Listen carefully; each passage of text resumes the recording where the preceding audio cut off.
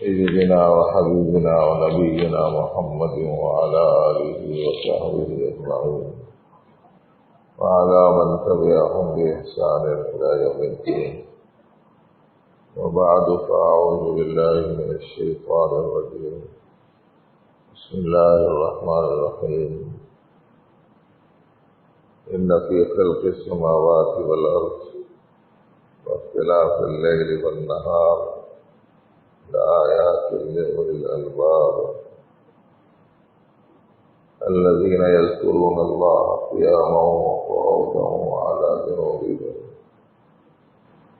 ويتفكرون في خلق السماوات والأرض ربنا ما خلقت هذا باطلا سبحانك وقنا عذاب النار. صدق الله العظيم. قابل احترام علماء کرام، بزرگوں بھائیوں، معزز خواتین، اللہ والوں میں، بزرگوں میں، اہل صلاح حق پر ایک لفظ میں نے اضافہ کیا ہے، رحمت اہل صلاح حق کا تعلیم دی ہے، اس کے تین حصے ہیں. ایک حصہ ہے اپنے ظاہر کو اللہ کی مرضی کے مطابق بنا، اور دوسرا حصہ ہے اپنے باطن کو اللہ کی مرضی کے مطابق بنا، اور تیسرا حصہ ہے آدمی کا اللہ جل شانہ سے ویسا ربط تعلق قائم ہونا جیسا ایک بندے کا اپنے رب سے،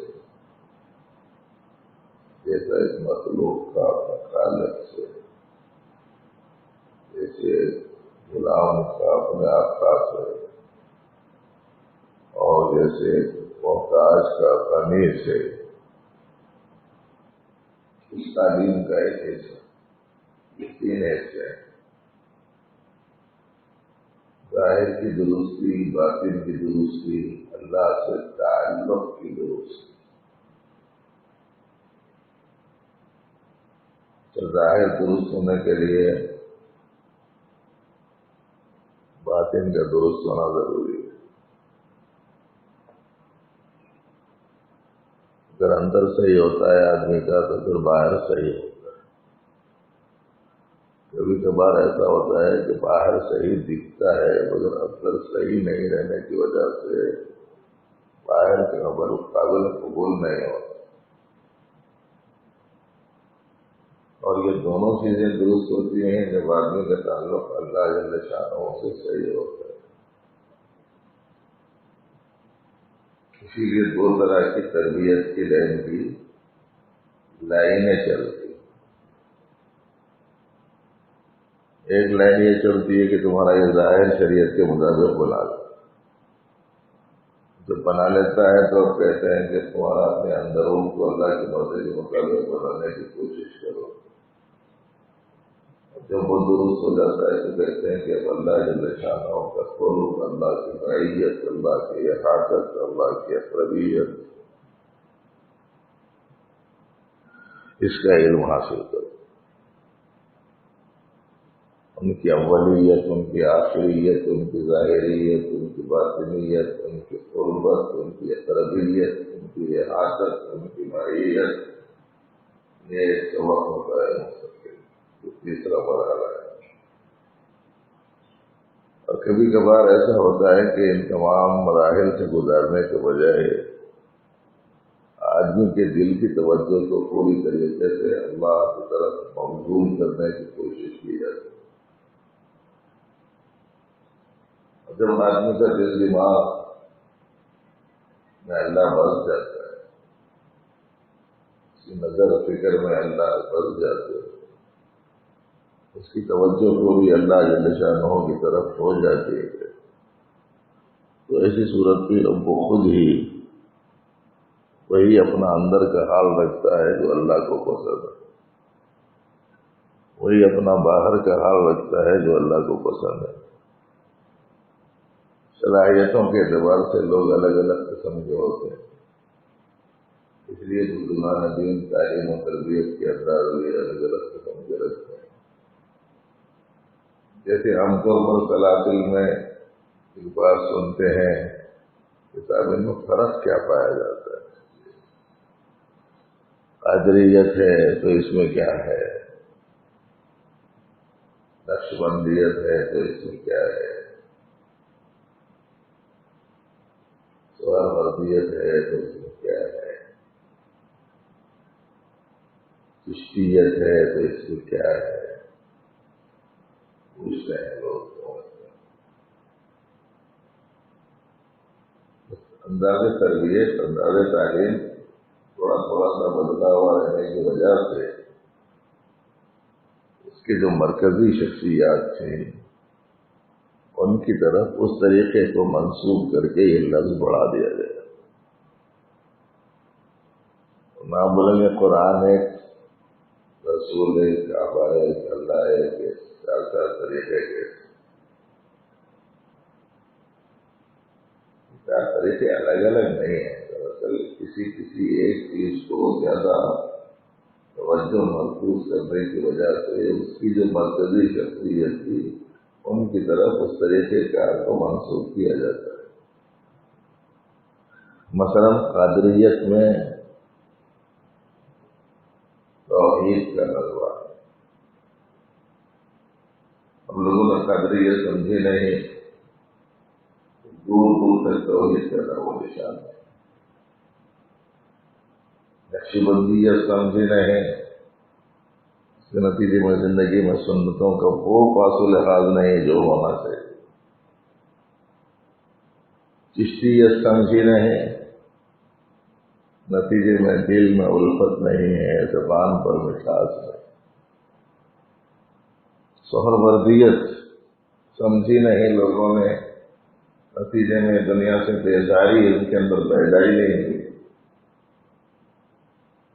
اس لیے ہمارے رسول صاحب رحمۃ اللہ علیہ نے فرمایا فضل حق سے قادری ہوں اس لیے ہاتھ میں توحید کی تلوار ہے،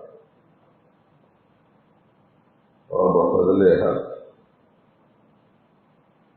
سہروردی بھی ہوں اس لیے دنیا سے دل بیزار ہے، اور فضل الہی سے رشتی بھی ہوں، یہ زبان پہ دل میں الفت ہے، زبان پہ پیار ہے، اور اللہ کے کرم سے نقشبندی بھی ہوں اس لیے ہر سنتوں سے پیار ہے، ہر سنت۔ یہ چاروں چیزوں میں سے کوئی ایک چیز بھی صحیح آ گئی، قرآن و سنت کی تعلیم کا ماحصل اسے حاصل ہو جاتا ہے۔ اب کسی نے ایک چیز پہ زور دیا، کسی میں دو پر، کسی نے تیسری پر، کسی میں چوتھی پر، اس کے نتیجے میں یہ صرف تربیت کے طریقوں کے الگ الگ ہونے کا تذکرہ ہے، ورنہ سلسلے کی تعلیم کیا ہے؟ سلسلے کی تعلیم قرآن کی تعلیم ہے، حدیث کی تعلیم ہے، اللہ رسول کی بات ہے۔ اس لیے ایک موٹا موٹا سبق تو یہ ذہن میں رکھ لو، توحید ہونا، اگر توحید سمجھ لو، لفظ توحید ہے، حقیقت توحید نہیں، لفظ توحید ہے اور روح توحید دل و دماغ میں سنت ہے مگر جزوی ہے، چند ایک سنتیں ہیں جو ہیں، باقی اور سنت نہیں۔ مثلا ہمیشہ اللہ کو یاد رکھنا کس کی سنت؟ ہمیشہ اللہ کو یاد رکھنا کس کی سنت ہے؟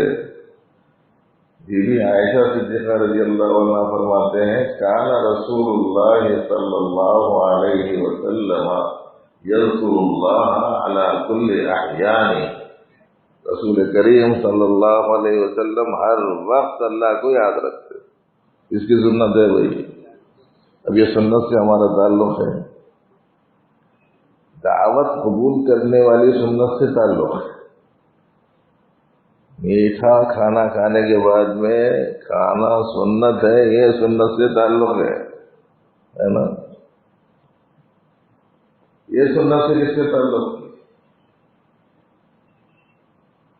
ہمیشہ نبی رحمت صلی اللہ علیہ وسلم انسانوں کی رہبری، امت کی خیر خواہی اور راہ حق سے بھٹکے ہوئے لوگوں کو سیدھے راستے پر لانے کی طرف تھی. یہ کس کی سنت ہے؟ اس سنت سے ہمارا تعلق ہے؟ اس سنت سے ہمارا تعلق ہے. مسجد میں دنیا بیداری کا مضمون سن لیں گے، لیکن گھر میں جانے کے بعد میں وہی دنیا داری اور دنیا پسندی جمع ہوگا.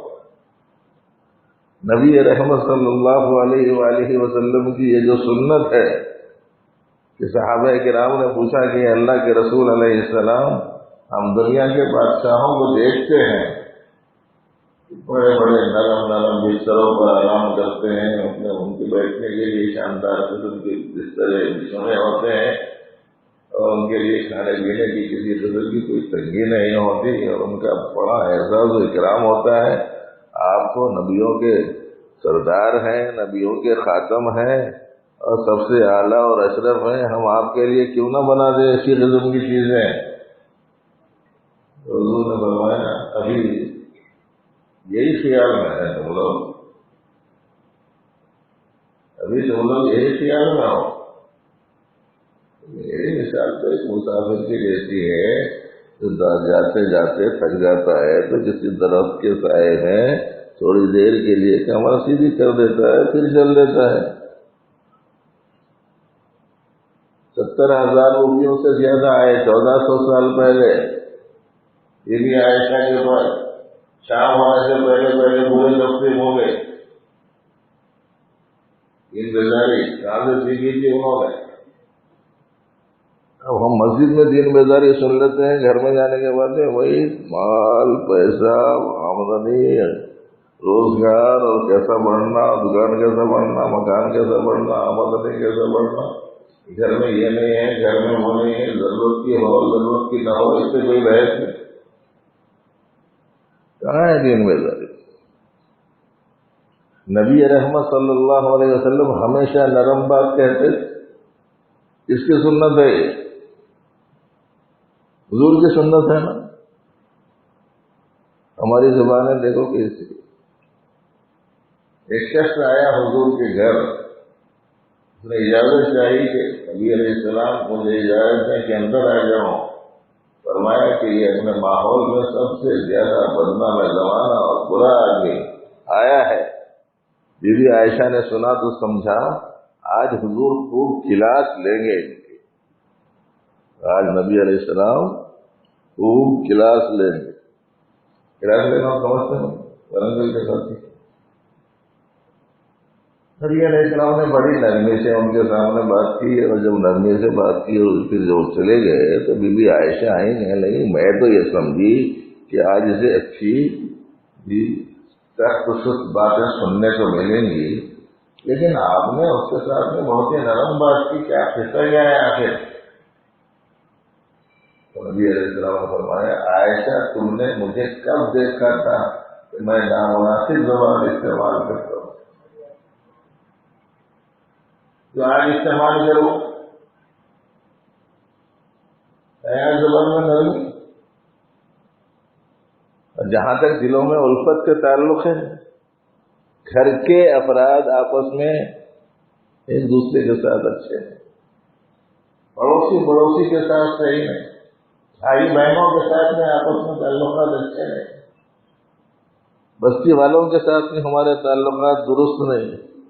مسجد میں بھی آئے دیکھیں کہ جس کے دل صاف ہے انہیں رائٹ کو کھڑا ہوا ہے تو لیفٹ کو چلے جائیں گا، زیادہ ثواب چھوڑ دیں گا، مگر ادھر چلے جائیں گا. امام کے پیچھے دائیں طرف کھڑے رہنا زیادہ افضل ہے نا، بائیں طرف کھڑے رہنا ذرا کم افضل. پہلی لائن میں اگر کوئی ایسا آدمی آگے کھڑا ہو جائے جس سے ذرا طبیعت میں کدورت ہے، رنجش ہے، کراہت ہے، ناگواری ہے، اور ایک آدھ دو آدمیوں کی اور سب میں جگہ خالی ہے، دیکھ رہا ہے لوگوں وضو کر کے بہت سے آ رہے ہیں، وہ خالی جگہ والوں کو بھر دیتے بول کے وہ لائن میں کھڑا ہوا ہے، نہ وہ پیچھے جا کے کھڑے ہوئے۔ کہاں ہے دل میں الفت، کہاں ہے زبان سے پیار، اور کہاں ہے دنیا بیزاری، اور کہاں ہے نبی رحمت صلی اللہ علیہ وآلہ وسلم کی سنتیں زندگیوں میں، اور کہاں ہے توحید۔ نقصان ہوا فلانا کرا، فائدہ ہوا میری ہوشیاری سے ہوا، فائدہ ہوا تو اس کی ہوشیاری سے ہوا، نقصان ہوا تو زید عمر بکر سے ہوا، پھر اللہ سے کیا ہوا؟ ہے توحید کے ڈر رہے ہیں حکومتوں سے، کیا ہوگا، یہ حکومت ایسی ہے، یہ پارٹی ایسی ہے، ایسے ہی رولنگ پارٹی، ایسے ہی اس کی رولنگ چلتی رہی تو کیسا ہوگا، کیا ہے کیا نہیں، ڈر رہے ہیں کیا ہوگا۔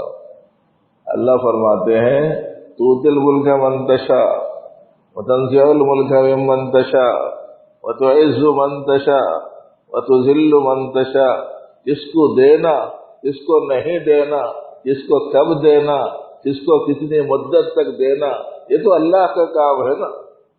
ہم لوگ ان لوگوں سے ڈر رہے، ہم لوگ ان سے ڈر رہے ہیں، وہ لوگ پبلک سے ڈر رہے ہیں، میں رہوں گا کہ نہیں رہوں گا۔ انہیں پبلک سے ڈر رہا، پبلک اس سے ڈر رہی۔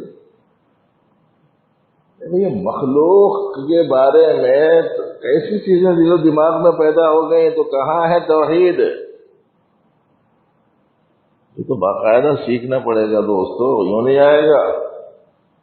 صوفی کے نہیں فرمایا ہمارے حضرت صوفی صاحب رحمۃ اللہ علیہ نے، عجیب دعوی اسلام ہے تیرا مسلم، کہیں ہے تو وہ کہیں لا الہ ہے۔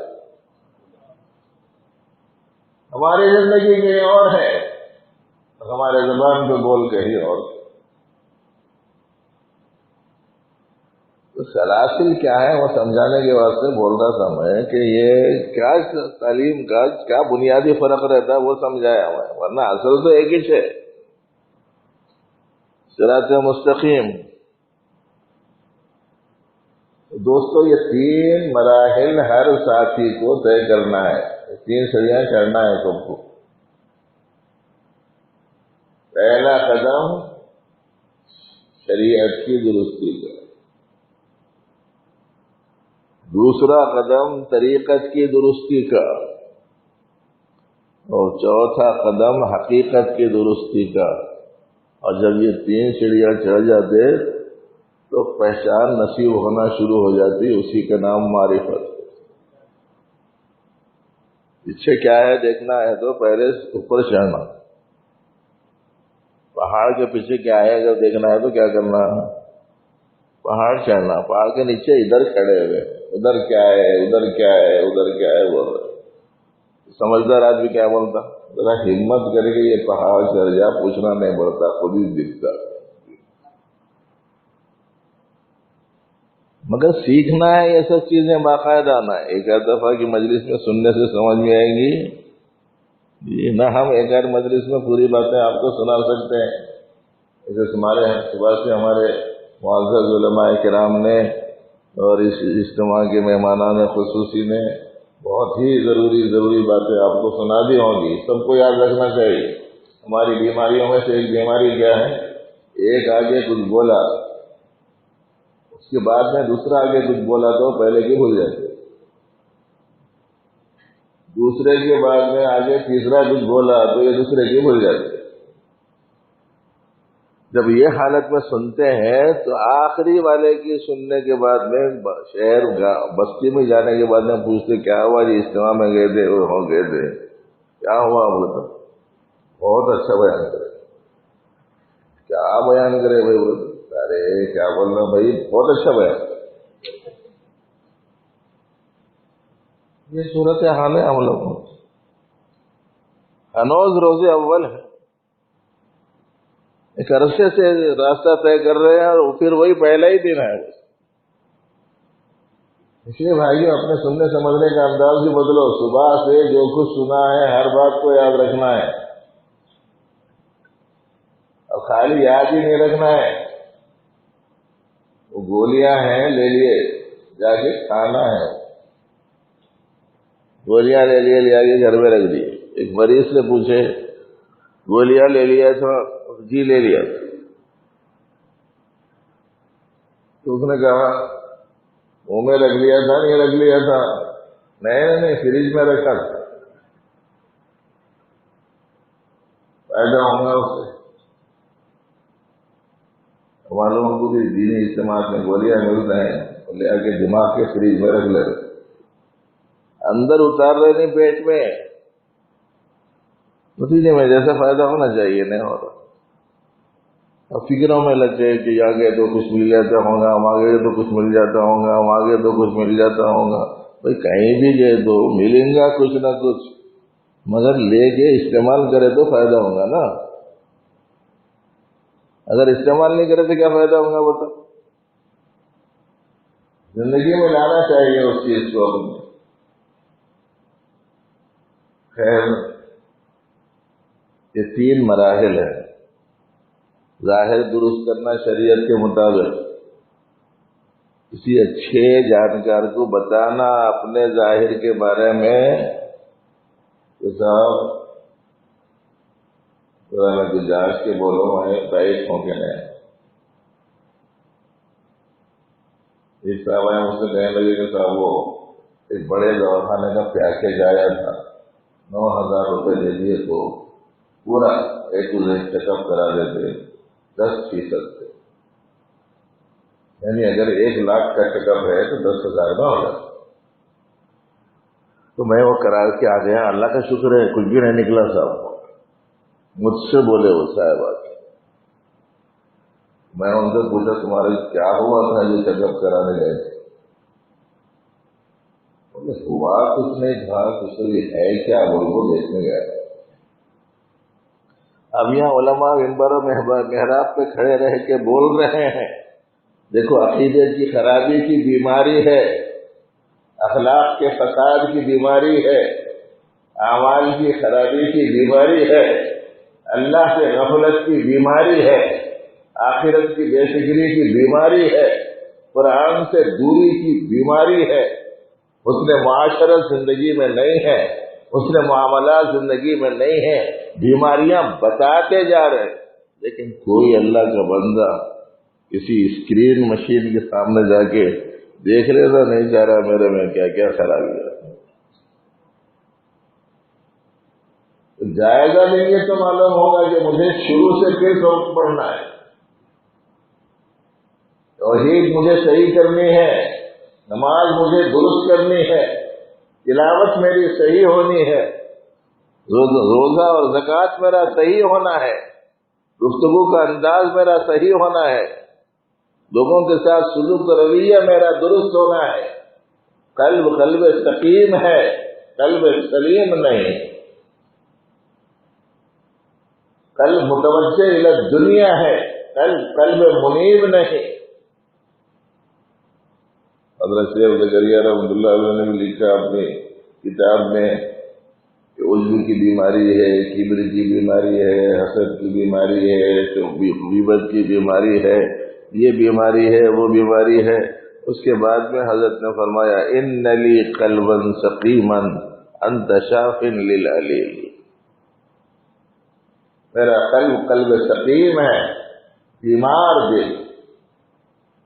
اسے درست کرنے کی فکر کرنے کے واسطے بھائیو صحیح علم کے ذریعے سے ظاہر کو شریعت کے مطابق بنانا، باطن کو شریعت کے مطابق بنانا۔ کیا مطلب سمجھ میں آیا کہ نہیں آیا؟ اللہ کے سامنے جھک رہے، عاجزی کا اظہار کر رہے، ہاتھ بند لگے کھڑے رہ رہے، پیشانی زمین پہ ٹکا دے رہے، ناک زمین کو لگا دے رہے، عاجزی ظاہر کر رہا نا۔ یہ باہر کی عاجزی ہے، اندر کی عاجزی آئی کہ نہیں آئی؟ دوسرے کے مقابلے میں اپنے آپ کو اچھا سمجھنا یہ تو نہیں ہے اندر، اپنے کو بہتر سمجھنا یہ تو نہیں ہے اندر، دوسرے کو حقیر اور ذلیل سمجھنا یہ تو نہیں ہے اندر۔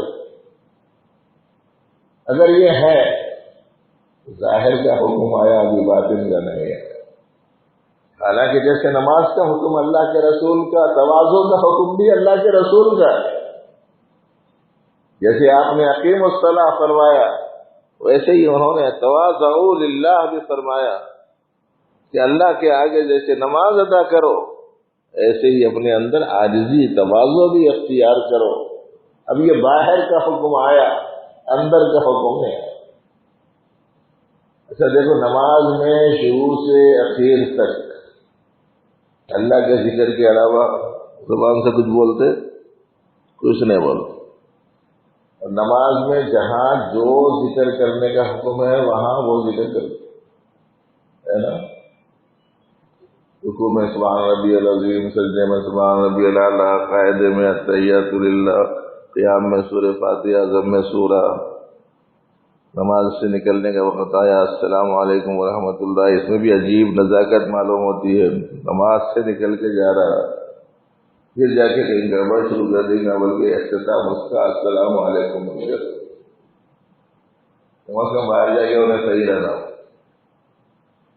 اور میں ایک لطیفہ سنا، بڑے بڑے شہروں میں جہاں بڑی بڑی کیا کہتے ہیں مندریں پائی جاتی ہیں، وہاں جانا ہوا تھا، شہر کو جانا ہوا تھا، مندر کو نہیں، شہر کو جانا ہوا تھا۔ تو بالکل مندر کے دامن میں نیچے والے حصے میں مسجد تھی، تو وہاں ہم لوگ نماز کو گئے تو ہم دیکھے کہ غیر مسلم خواتین اپنے بچوں کو لے کے کھڑے ہوئے مسجد سے نکلتے وقت میں پکارے نہ یہ لوگوں سے۔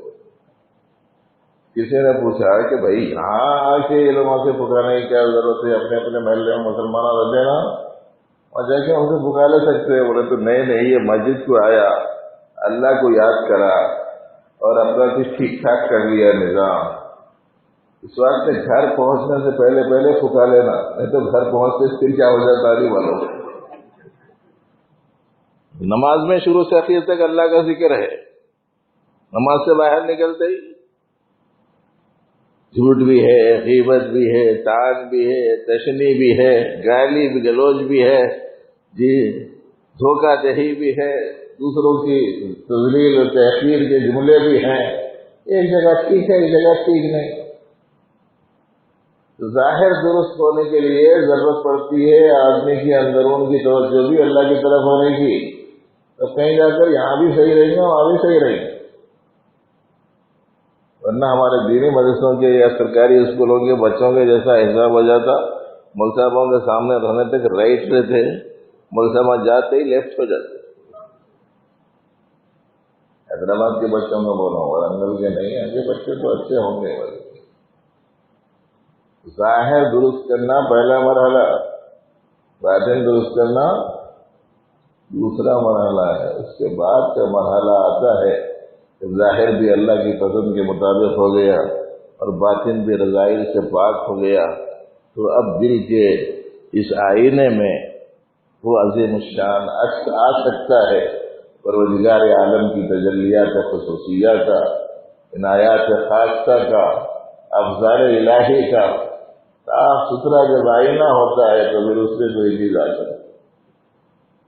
وقال سیدنا امام غزالی رحمۃ اللہ علیہ کے کہ انہوں نے فرمایا جس گھر میں کتا ہوتا ہے اس میں رحمت کے فرشتے نہیں آتے، جاندار تصویریں ہوتی ہیں اس گھر میں رحمت کے فرشتے نہیں آتے۔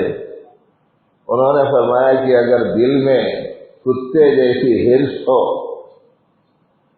اور درندوں جیسی دوسروں کو نقصان پہنچانے کی صفت ہو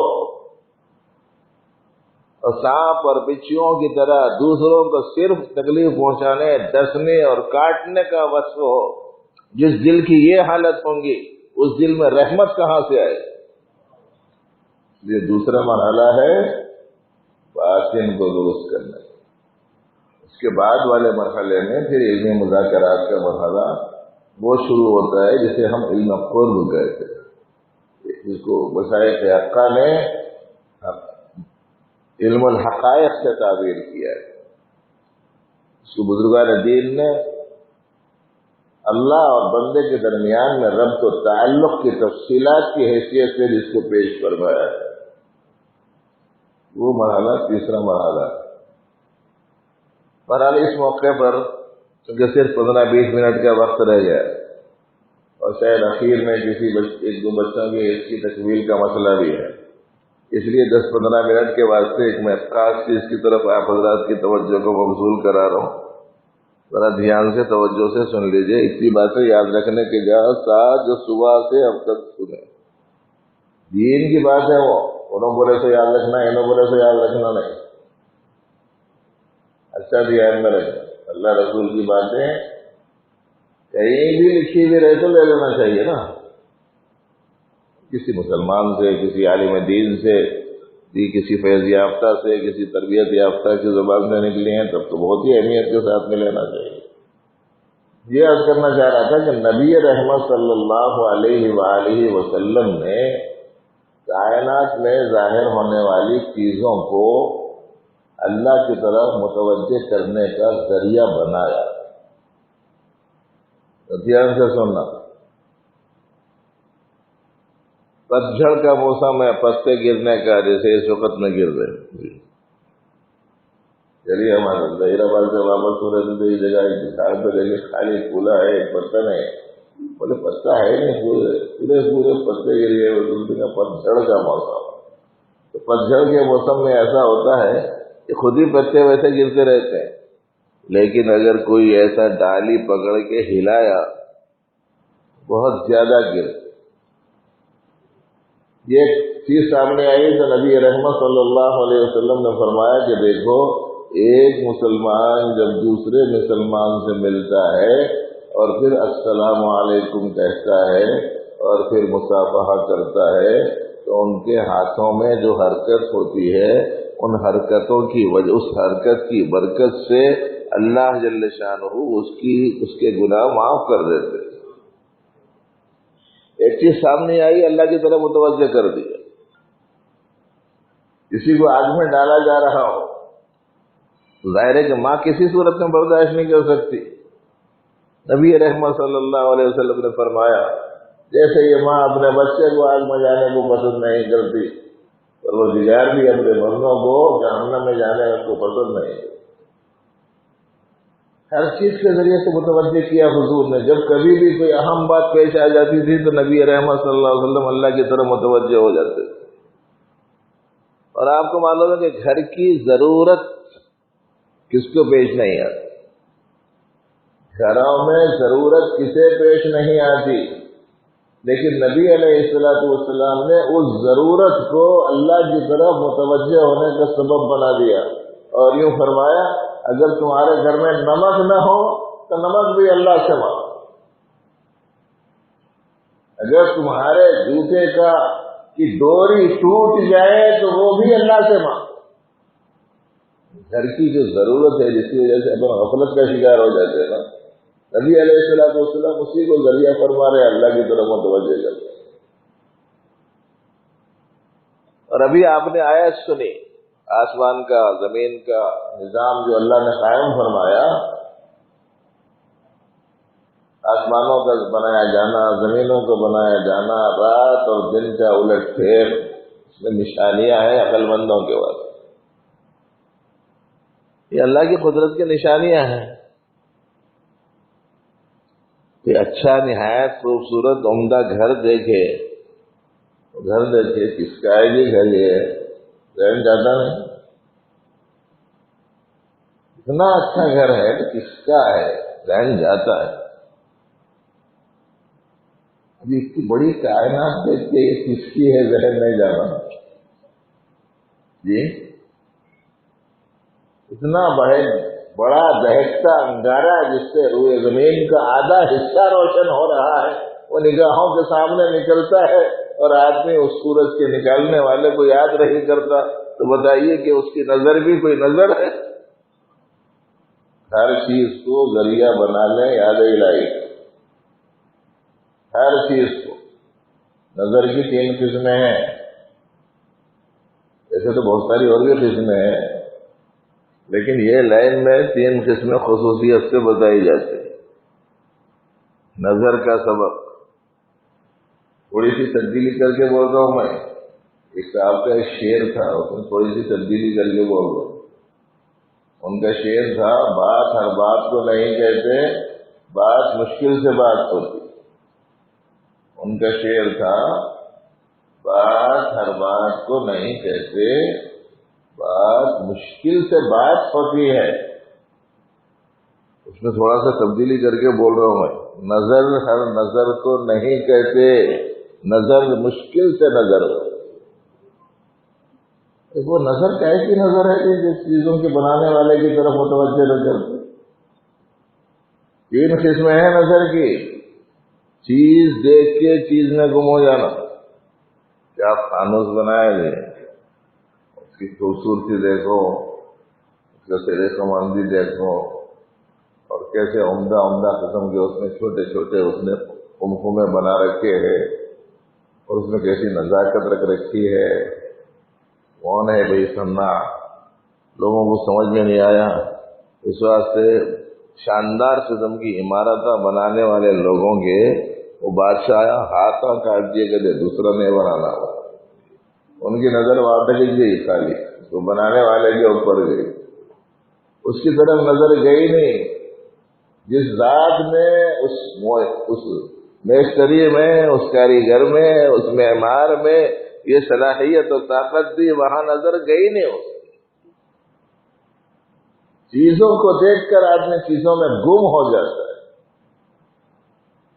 پہاڑوں میں گم ہو گئے، یہاں سے لوہا نکل سکتا ہے۔ پہاڑوں میں گم ہو گئے کہ یہاں سے چونا نکل سکتا ہے۔ کوئی زمینوں میں گم ہو گئے کہ یہاں سے سونا چاندی تانبل پیتل نکل سکتا ہے۔ کوئی زمینوں میں کھو گئے کہ یہاں سے پیٹرول ڈیزل اور گیس کا تیل نکل سکتا ہے۔ کوئی سمندروں میں کھو گئے کہ یہاں ہزار قسم کی نئی قسم کی مچھلیاں مل سکتی ہیں، اینٹیں ہیرے مل سکتے ہیں، موتیاں مل سکتے ہیں۔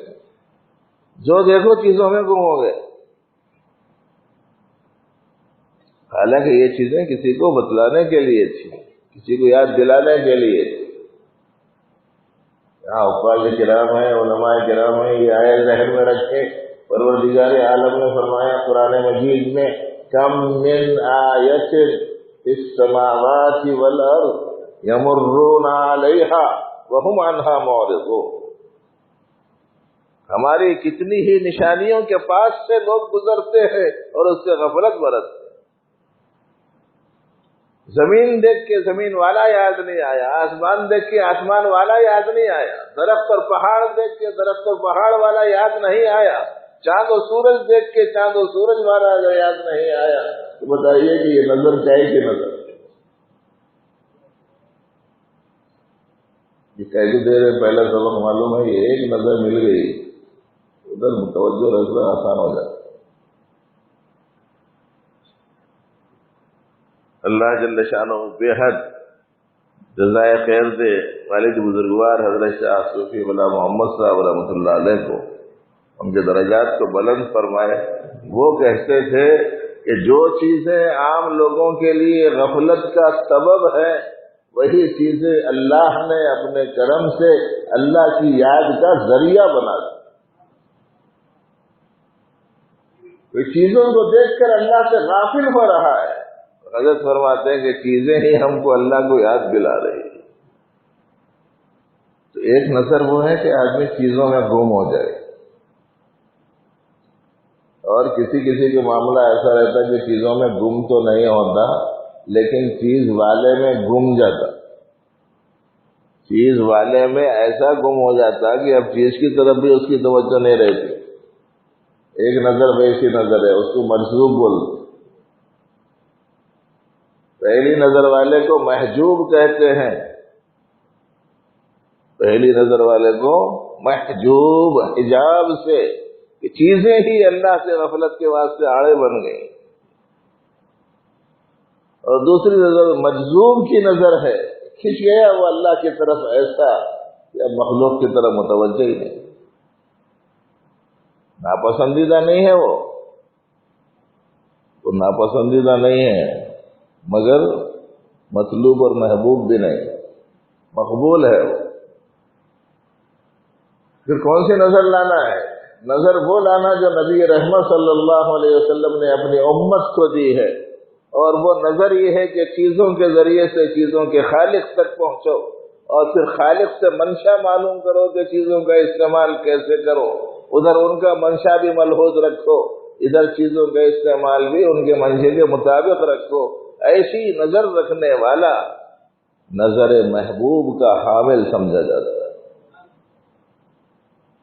تو نہ محجوب بنو نہ مجذوب، مجذوب مردود نہیں ہے لیکن قابل تقلید نہیں، ہاں محبوب بننا، ہر چیز کے ذریعے سے پروردگار کو یاد کر۔ ہمارے بزرگوں نے فرمایا تھا، ہمارے علماء حضرات نے پڑھ رکھا ہے ابتدا میں توحید وغیرہ کے مضامین میں، وفی کل آیت وفی کل شیء لہ آیت تدل علی انہ واحد، ہر چیز میں ایک نشانی موجود ہے جو اللہ کی وحدانیت کو بتلاتی رہتی۔ اکابر نے بزرگوں نے فرمایا تھا، ہر ورق کے دفتر معرفت کردگار، ایک ایک پتا ایک دفتر ہے رب تعالیٰ کی معرفت۔ نظر پیدا ہو گئی تو اپنی جگہ بیٹھے ہوئے اتنے مناظر ہیں کہ کچھ مت پوچھو، اور یہی مناظر منازل کے حصول کا سبب بھی بن جاتے ہیں۔ اور اگر یہ نظر نہیں پیدا ہوئی تو پوری دنیا بھی گھوم کے آگے تو جہاں کے وہیں سے سمجھو، نابینا پوری دنیا میں جا کے آیا تو کیا دیکھ کے آیا بولے جیسے۔ ہمیشہ دل کی توجہ اللہ کی طرف رکھتے ہوئے ہر چیز کو ذریعہ بنا لو، یہ اللہ کی مخلوق ہے، اللہ اس کے خالق، اور یہ اللہ کی مملوک ہے، اللہ اس کے مالک۔ تو ایک بات تو یہ ذہن میں رکھی، اور دوسرے اپنا ابھی آج کی مجلس کے حد تک ایک سبق چھوٹا سا یہ یاد رکھو، میرا جو ہے نا، میرا لفظ اپنے اردو کا اس کو ذرا صحیح کر لینا، بس میرا یہ لفظ صحیح کر لینا۔ پتا نہیں یہ لفظ صحیح کرنے کا کیا مطلب ہے، سب عربی کا لفظ رہا تو سمجھتے تھے کہ کچھ سمجھیں گے بھائی کیا ہے، میرا تو اردو کا لفظ ہے، اس کو سمجھنے کا کیا ہے، اس کو سمجھنے کا ہے، اصل میں بڑا مسئلہ ہے۔ اسی چیزوں کو اب تک ہم لوگ میرا ہے میرا ہے میرا ہے بول رہے ہیں۔ زمین میری، مکان میرا، ٹوپی میری، جوڑا میرا، ہے نا، پیسہ میرا، دکان میری، فیکٹری میری، کارخانہ میرا۔ یہ جو میرا ہے یہ صحیح ہے کہ نہیں ہے وہ دیکھ لینا چاہیے، ایسا سمجھ لینا صحیح ہے نہیں، اس لیے کہ اللہ پاک قرآن پاک میں فرماتے ہیں سب کچھ میرا ہے۔ قرآن شریف میں اللہ پاک فرماتے ہیں، ایک جگہ نہیں کئی جگہ فرماتے ہیں سب چیزیں میری ہیں۔ للہ ما فی السماوات پڑھے ہیں، آسمانوں میں جو کچھ ہے اللہ کیا فرماتے ہیں، میرا ہے، وما فی الارض، زمین میں جو کچھ ہے میرا ہے، وما تحت الثری، زمین کے نیچے جو کچھ ہے وہ میرا ہے، وما بینہما، آسمان و زمین کے درمیان میں جو کچھ ہے وہ بھی میرا ہے نا۔ تو ایک اللہ کہتے ہیں کہ سب میرا، اور بندہ کہتا ہے کہ سب ان کا ہوں گا تو ہوں گا، مگر یہ دکان میری، یہ کارخانہ میرا، یہ فیکٹری میری، یہ پیسہ میرا، یہ نگاہ میری، یہ بدن میرا۔ پڑوسی ملک میں تو کتنا ہی اٹھا تھا، میرا بدن میری مرضی، سارے فساد کی جڑ ہے یہ۔ پہلے مرحلے کی جہالت ہے جو اس وقت میں عالم انسانیت پر مسلط ہے۔ جانکاری کا دعویٰ ہے لوگوں کو، بہت پڑھے لکھے ہیں، بہت لائق ہیں، بڑے فائق ہیں، جی یہ ہم نے تعلیم پائی، وہ ہم نے تعلیم پائی. اگر آپ کو کسی چیز کی حقیقت کا پتہ ہی نہیں چلا ہے تو کہے کی تعلیم پائی.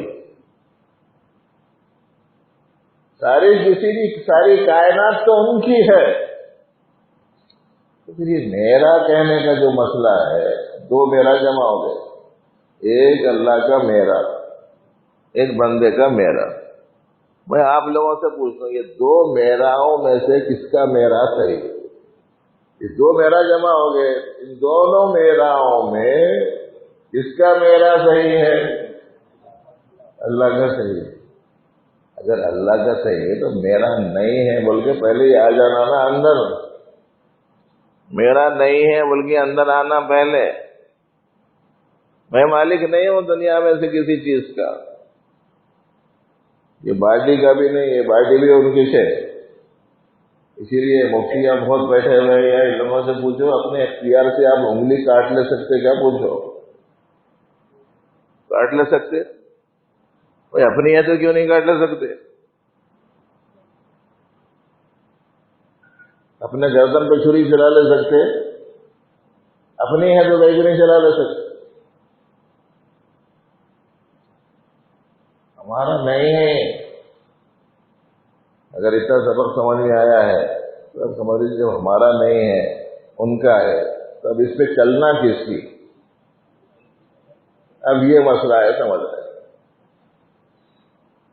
جب مال میرا نہیں ہے تو مال پہ کس کی چلنا؟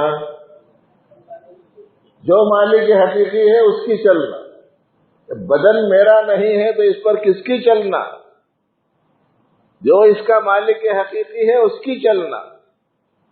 نظر کا مالک حقیقی میں نہیں ہوں تو پھر اس نظر پر کس کی چلنا؟ جو اس نظر کا مالک حقیقی. یہ دو باتیں جب سمجھ میں آ گئی، ہمیشہ اللہ کو یاد رکھنے کا نسخہ اور یہ میرا، یہ دونوں اگر صحیح کر لیے نا تو آج کا اجتماع جو ہے کامیاب ہو گیا سمجھو. جتنے ساتھی یہاں ہیں ان سب سے گزارش ہے کہ سنائی ہوئی باتوں پہ عمل کرنے کا ارادہ کر کے یہاں سے جاؤ. کریں گے نا؟ اللہم ربنا لک الحمد کلہ ولک الشکر کلہ. یا رب صل وسلم دائما ابدا علی حبیبک خیر الخلق کلہم. اللہم انا نسألک علما نافعا ورزقا واسعا وشفاء من کل داء. اللهم اغفر لنا وللمؤمنين والمؤمنات. اللهم انس وحشتنا في قبورنا. اللهم ارحمنا بالقرآن العظيم واجعله لنا إماما ونورا وهدى ورحمة. اللهم ذكرنا منه ما نسينا وعلمنا منه ما جهلنا وارزقنا تلاوته آناء الليل وآناء النهار واجعله لنا حجة يا رب العالمين. اللهم زينا بزينة الإيمان. اللهم اشفنا واشف مرضانا يا رب العالمين. اللهم اهدنا واهد بنا واجعلنا من الراشدين. أنت ولينا في الدنيا والآخرة. توفنا مسلمين وألحقنا بالصالحين. ربنا تقبل منا إنك أنت السميع العليم. تب علينا إنك أنت التواب الرحيم.